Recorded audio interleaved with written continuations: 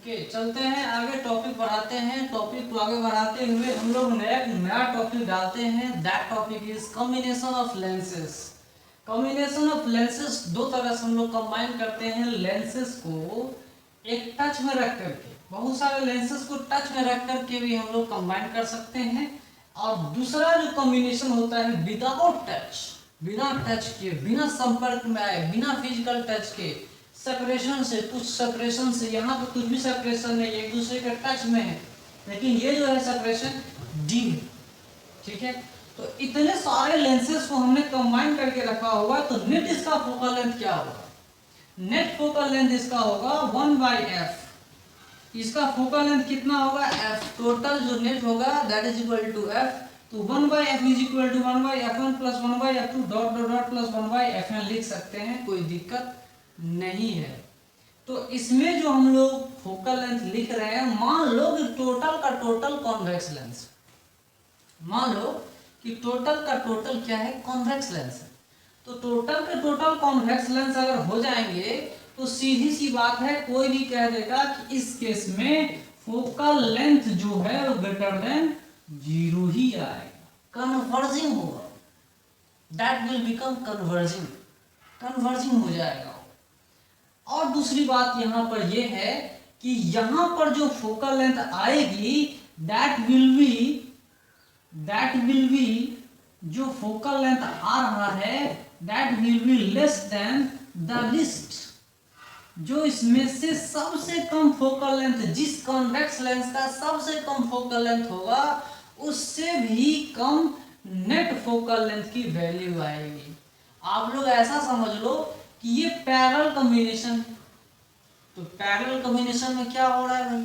जो net focal length है, ये नेट फोकल लेंथ जो है वो क्या हो रहा है? ये जो नेट फोकल लेंथ आ रहा है, इस नेट फोकल लेंथ में, ये जो नेट फोकल लेंथ है, ये इसमें से जो सबसे कमजोर फोकल लेंथ होगा, सबसे कम होगा, उससे भी कम वैल्यू आएगी। पैरेलल कॉम्बिनेशन में यही होता है, तो हर जगह नहीं होता। पैरेलल कॉम्बिनेशन में रेजिस्टेंस में आप लोग देखते होंगे, जब करंट इलेक्ट्रिसिटी में रेजिस्टेंस में भी पैरेलल कॉम्बिनेशन में रेजिस्टेंस घटती है। पैरेलल कॉम्बिनेशन में फोकल लेंथ इस तरह से अगर हम कंबाइन करते हैं तो फोकल लेंथ घटती है। और कहाँ घटती है बताइए? और कहाँ घटती है? क्या स्प्रिंग में घटती है? तो आप लोग सोच के बताइएगा, है ना। स्प्रिंग में घटती है। कैपेसिटेंस में क्या होता है? कैपेसिटेंस में मुझे लगता है सीरीज में घटता है और पैरेलल में बढ़ता है। ठीक है, तो यहाँ पर आप देख सकते हैं रेजिस्टेंस का ठीक उल्टा होता है कैपेसिटेंस में। तो यहाँ भी आप देख सकते हैं रेजिस्टेंस के जैसा हो रहा है ना। इंडक्टर का भी देख सकते हैं, इंडक्टर का अलग केस है। इंडक्टर का भी देख सकते हैं, स्प्रिंग का भी आप देख सकते हैं, है ना। तो एक स्प्रिंग दूसरा स्प्रिंग जोड़ते हुए चले जाएंगे तो पैरेलल कॉम्बिनेशन और सीरीज कॉम्बिनेशन क्या होता है, स्प्रिंग के बारे में भी आप लोग सोच सकते हैं, कोई दिक्कत नहीं है। ठीक है, तो सीरीज कॉम्बिनेशन, पैरेलल कॉम्बिनेशन जहां जहां है, यहाँ रेजिस्टेंस की तरह आप समझ सकते हो। ठीक है, रेजिस्टेंस की तरह समझो तो इसका अब जो कहानी आ रहा है, इस कहानी में यही निकला निष्कर्ष कि फोकल लेंथ जो होगा वो सबसे कम होगा, उससे भी कम आएगा। और सब के सब अगर कन्वर्जिंग होंगे, सब के सब अगर कॉन्वेक्स लेंस ही होंगे तो कन्वर्जिंग होगा, फोकल लेंथ ग्रेटर देन 0 हो जाएगा। लेकिन सब के सब अगर कॉन्केव लेंस हो जाएंगे तब कहानी क्या होगी? तब कहानी फोकल लेंथ जो होगा वो लेस देन निगेटिव आएगा, लेस देन 0 आ रहा है, वो डाइवर्जिंग नेचर का बन जाएगा, बशर्ते आसपास का मीडियम रेयर हो तो। ठीक है, उस केस में डाइवर्जिंग हो जाएगा और उस केस में भी फोकल लेंथ जो होगा वो सबसे कम जो होगी उससे भी कम आएगा, उससे भी कम आएगा। ठीक है, तीसरा कॉम्बिनेशन होता है मिक्स्ड कॉम्बिनेशन। मिक्स्ड कॉम्बिनेशन का मतलब ये है कि कुछ लेंसेस कन्वेक्स में हैं और कुछ लेंसेस कॉन्केव में हैं। कुछ लेंसेस क्या है? कॉनकेव हैं और कुछ लेंसेज कनकेव हैं। तो नेट रिजल्टेंट देखा जाएगा। नेट रिजल्टेंट जो होगा, अगर नेट रिजल्टेंट की वैल्यू पॉजिटिव आ रहा है तो कन्वर्जिंग बन रहा है, नेट रिजल्टेंट अगर निगेटिव आ रहा है तो कॉनकेव बन जाएगा, डाइवर्जिंग हो जाएगा, है ना। और इस तरह से हम लोग समझ सकते हैं इसका नेट वैल्यू, और उस केस में नेट वैल्यू जीरो भी आ सकता है, उस केस में वैल्यू जीरो भी आ सकता है। अगर हमने कॉन्वेक्स लेंस के साथ कॉनकेव लेंस को जोड़ दिया तो नेट फोकल लेंथ जीरो भी आ सकता है, वो पावर उसका जीरो भी हो सकता है। तो यहाँ पे अब फिर से हम लोग पढ़ते हैं, देखिए कि पहला केस आप सोचो कि जब हमने बहुत सारे कॉन्वेक्स लेंसेज को जोड़ दिया था, बहुत सारे कॉन्वेक्स लेंसेज को जोड़ दिया था, तो हमने इस तरह से लिखा हुआ था, मतलब पावर जो है, net power that is equal to P1 plus P2 dot dot dot plus Pn। आप खुद देख सकते हो कि एक्चुअली इसमें पावर बढ़ रहा है, ऐसे ऐसे कॉम्बिनेशन में पावर क्या हो रहा है, बढ़ रहा है, पावर बढ़ रहा है। अगर आप पॉजिटिव, ये फोकल लेंथ निगेटिव आ गया तो भी, पॉजिटिव आ गया तो भी, हर एक केस में आप देखोगे कि पावर बढ़ रहा है, पावर बढ़ रहा है, चाहे वो सब कॉन्वेक्स लेंस हो और सब के सब कॉनकेव लेंस हो, दोनों केस में आप देखोगे कि पावर बढ़ रहा है। कॉनकेव लेंस में बस अंतर यही होगा कि निगेटिव पावर आ जाएगा, लेकिन क्वांटिटी में क्या होगा, बढ़ेगा। कॉन्वेक्स लेंस में क्या होगा, क्वांटिटी बढ़ेगी लेकिन पॉजिटिव साइन में आएगा, ठीक है, लेकिन पावर बढ़ेगा। दोनों केसों में पावर बढ़ेगा। पावर का मतलब क्या होता है, कैपेसिटी और एबिलिटी टू कन्वर्ज और diverse the light is called power, जानते ही है ना। तो पावर के बारे में जानते ही, पावर बढ़ेगा, ऐसे ऐसे कॉम्बिनेशन से पावर बढ़ता है। पावर को आप जीरो भी कर सकते हो, पावर जीरो भी कर सकते हो अगर मान लो कि दोनों का फोकल लेंथ सेम हो जाए, अगर दोनों का फोकल लेंथ सेम हो जाए, 1 बाय, मान लो एक कॉनकेव लेंस जिसका फोकल लेंथ 10 सेंटीमीटर हो, है ना, और एक कॉनकेव लेंस जिसका 10 सेंटीमीटर हो, तो इसका नेट पावर कितना हो गया, जीरो ना। नेट पावर क्या होगा, जीरो होगा, पावरलेस। ये पावरलेस भी हो सकता है बशर्ते कॉनकेव एंड कॉन्वेक्स लेंस को कंबाइन कर देंगे तब, और दोनों की फोकल लेंथ सेम होनी चाहिए, है ना। और भी कॉम्बिनेशन है, और भी सिचुएशन है। तो हमने ये फिजिकली कांटेक्ट में रखे हुए लेंसेस को बताया। तो जब इसकी पावर बहुत ज्यादा बढ़ रही है तो ऐसे ऐसे लेंसेस का यूज हम लोग टेलीस्कोप में, माइक्रोस्कोप में भी यूज करते हैं। लेकिन डायग्राम को या माइक्रोस्कोप को इजी वे में समझने के लिए हम लोग सिंपल एक लेंस डाल देते हैं और फिर उसको पढ़ना शुरू कर देते हैं। एक्चुअली ऐसा कॉम्बिनेशन होता है, ऐसे ऐसे कॉम्बिनेशन से पावर क्या होता है, बढ़ता है। फोकल लेंथ घटेगा, सीधी सी बात है कि फोकल लेंथ घटा मतलब पावर बढ़ा, फोकल लेंथ घटा पावर बढ़ा। चलिए, इस तरह की सिचुएशन में क्या होता है, पावर बढ़ जाता है। एक और कॉम्बिनेशन, विदाउट एनी कॉन्टैक्ट, दो लेंस लेते हैं, एक का फोकल लेंथ f1, दूसरे का फोकल लेंथ f2। अब हमने दोनों को क्या कर दिया है, कुछ सेपरेशन d पे रख दिया, ठीक है।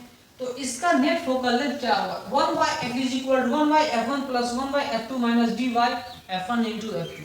अब बोलो भाई ये फॉर्मूला कैसे सही है, तो इसको वेरीफाई करने के d is equal to 0 कर देंगे, d equal to 0 पूरा का पूरा टर्म ही उड़ जाएगा, that is equal to 1 by f1 plus 1 by f2। Exact formula ऐसा आ रहा है, बैठा हुआ रहेगा, एकदम फिट है ना, तो एकदम बिल्कुल सही है। तो ऐसे ऐसे फॉर्मूले को हम लोग यहाँ से फिट कर रहे हैं, इसका मतलब ये फॉर्मूला क्या है, फिट है, सही है।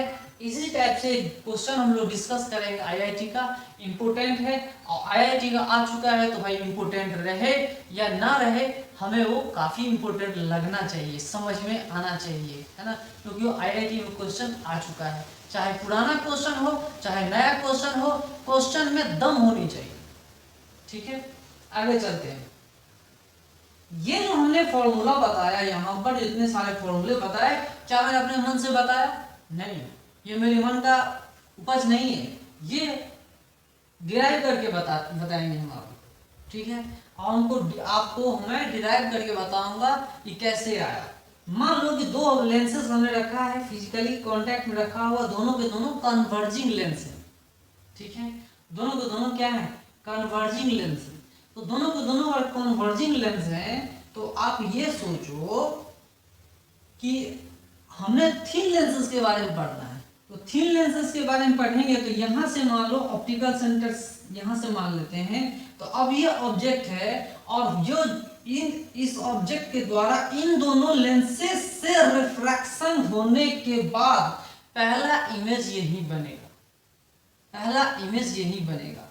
पहला इमेज, ये पहला इमेज जब दूसरे लेंस से रिफ्रैक्शन होगा, जब इस लेंस से दूसरे पहले इमेज का दूसरे लेंस से रिफ्रैक्शन होगा तो फाइनल इमेज यहाँ बनाएगा। मतलब रिफ्रैक्शन कितने बार हो रहा है, रिफ्रैक्शन दो बार हो रहा है, एक दो तीन, सॉरी दो दो दो लेंसेज से दो, तो दो बार इससे होगा, दो बार इससे, चार बार हो रहा है। तो इस केस में देखो, एक बार जब रिफ्रैक्शन इससे हुआ तो इमेज यहाँ बना, दूसरे बार दूसरे लेंस से इमेज बना तो यहाँ पे फाइनल इमेज बन गया। अप्रोक्सीमेटेड चीजें हैं ये, इतना समझ लो।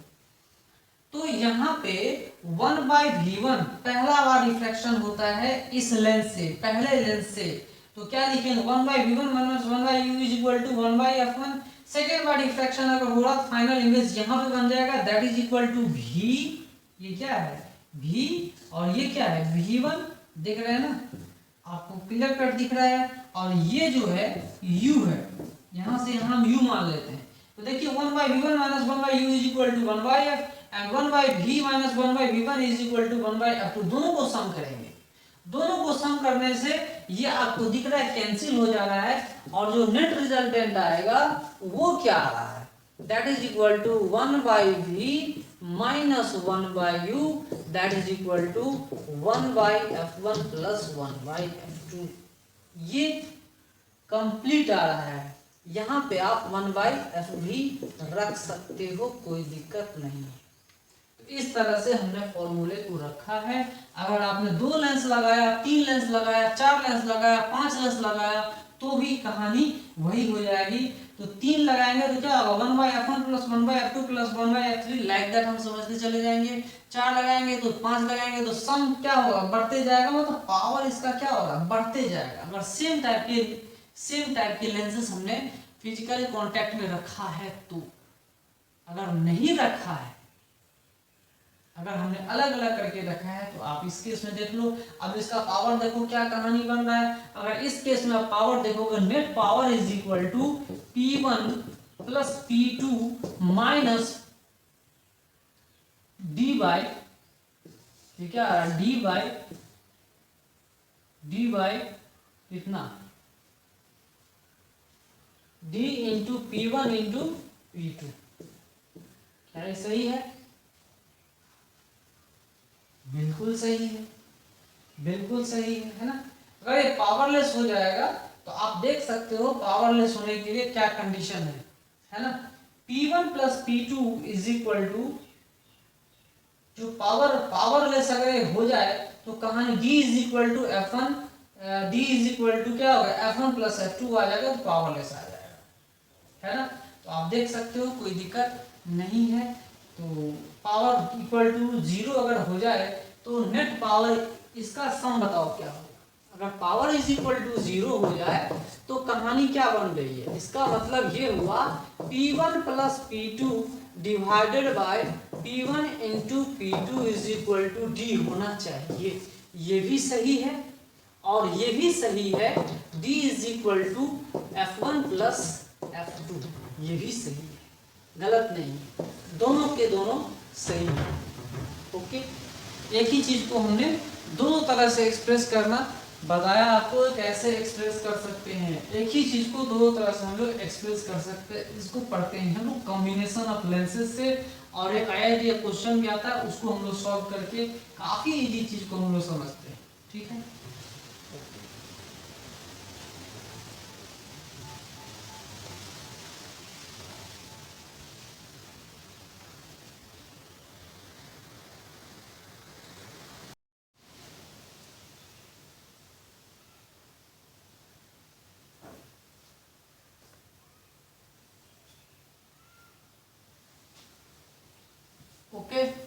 लेंस के बारे में थोड़ा सा और नॉलेज बढ़ाते हैं। देखिए यहाँ पर हमने एक लेंस को, कॉन्वेक्स लेंस को काट के कुछ इस तरह से रखा हुआ है ना। इस पोर्शन को हमने ऐसे रखा और दूसरा पोर्शन उसको उल्टा कर दिया, इन्वर्स कर दिया, उल्टा कर दिया, अप को डाउन कर दिया, डाउन को अप कर दिया। तो ये वाला ये जो लेंस बन रहा है ये कन्वर्जिंग लेंस बन जाएगा, क्योंकि इसका जो एक्सिस के पास जो लेंस का पार्ट है वो थिक है। एक्सिस के पार्ट जो लेंस का पार्ट है वो क्या है, थिकर है, इसीलिए ये कन्वर्जिंग है। और इसका देखो एक्सिस के अलोंग जहाँ पे लाइट आएगा पैरेक्सियल लेंस, यहाँ पे ये थिन होने की वजह से ये डाइवर्जिंग इन नेचर बन जाएगा।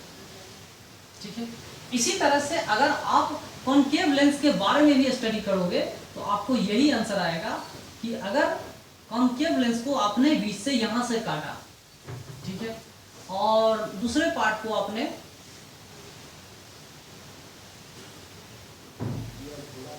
छोटा सा ऐसा कर दिया, तो इस कहानी में क्या होगा, इस कहानी में आप देख रहे हैं कि यहाँ पर थिनर है, यहाँ पर क्या है, थिन है, तो ये बन जाएगा क्या, ये थिन है तो ये क्या बन जाएगा, डाइवर्ज करेगा। ये क्या करेगा, लाइट को डाइवर्ज करेगा। थिनर है ना, यहाँ थिन पार्ट है तो ये क्या करेगा, डाइवर्ज करेगा लाइट को। और ये पार्ट इसी एक ही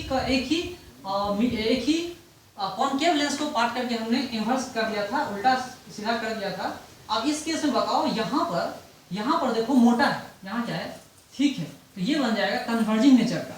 ये कैसा बन जाएगा, कन्वर्जिंग नेचर का बन जाएगा। आप देख सकते हैं कोई दिक्कत नहीं है।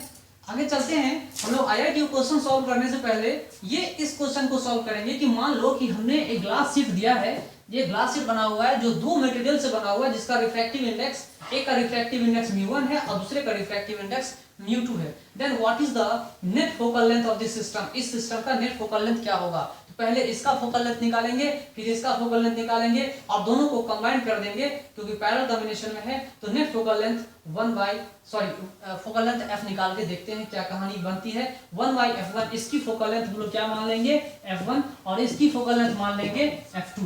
1/f1 लिखेंगे μ1 -1 1 इंफिनिटी, ये साइड क्या है r1, तो क्या होगा इंफिनिटी, r2 क्या है r, तो माइनस अपोजिट साइड में इधर है, लाइट के साइड में है, तो क्या लिखिए minus into minus plus r, तो लिखिए μ -1 डिवाइडेड बाय r 1/f1। तो f1 की 1/f1 लिख दिया। सिमिलरली हम f2 1/f2 लिखेंगे तो क्या आएगा μ2 -1 1/r माइनस 1/इंफिनिटी, that is equal to μ2 -1/r, है ना, सॉरी माइनस μ2 -1 इंटू r लिख देंगे। अब इन दोनों को प्लस करके हमने कुछ इस तरह से सिचुएशन रखा हुआ है, μ1 -1 माइनस μ2 माइनस इतना कर देते हैं, तो ये कहानी क्या बन रहा है, माइनस प्लस कैंसिल कर देंगे दूसरे को, क्या आ रहा है μ1 - μ2, है ना।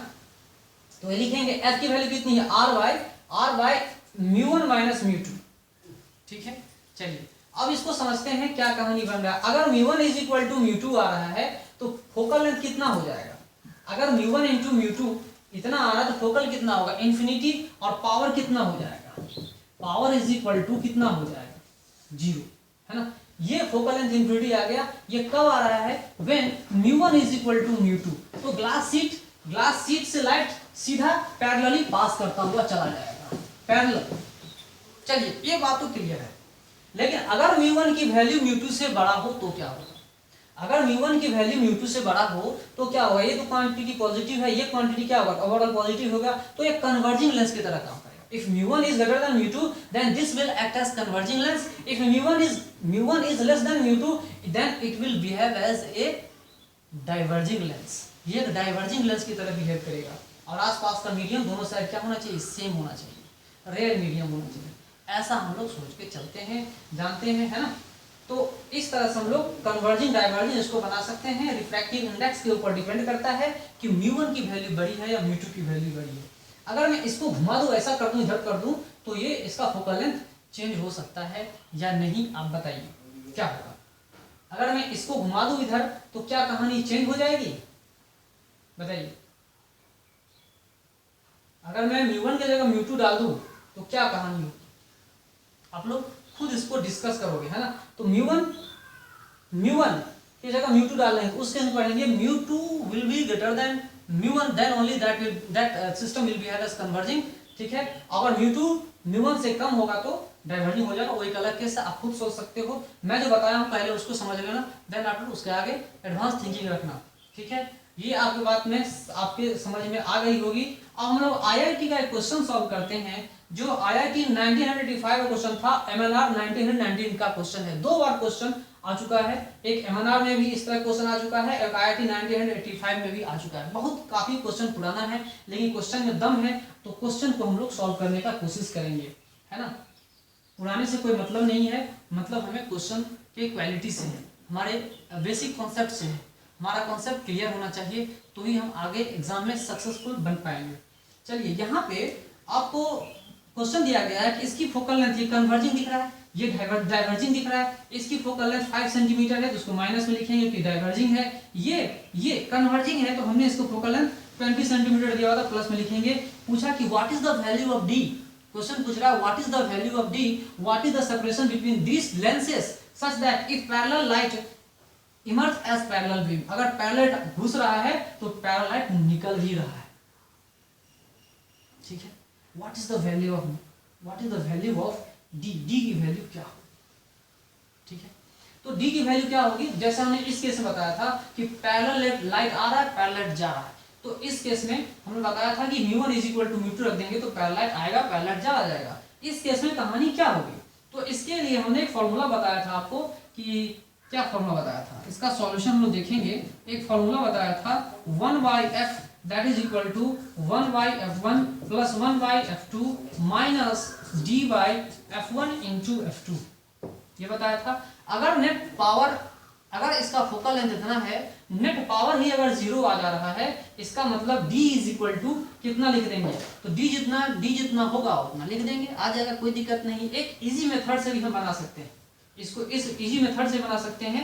तो ये एक्चुअली पावर है, पावर = P1 प्लस P2 जो कुछ भी है। यहाँ पे d लिखेंगे, d है ना, तो d की वैल्यू जो लिखेंगे कितना आ रहा है वो भी हम कैलकुलेट कर सकते हैं। 1/f1 की वैल्यू डालो, 1/f1 कितना आ रहा है 1/20, f2 की वैल्यू कितने 1/5 है ना, माइनस d, और f1 की वैल्यू कितनी होगी, तो एक आ रहा है कितना 20, दूसरा आ रहा है -5, माइनस माइनस प्लस, तो इतना हमने लिखा, that is equal to 1/f।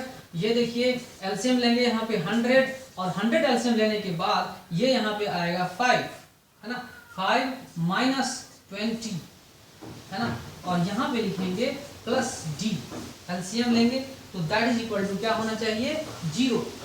Power है ना, ये नेट पावर 0 होना चाहिए। अगर पैरेलल लाइट आ रहा है और पैरेलल लाइट जा रहा है, तो पूरे सिस्टम का पावर क्या होना चाहिए 0।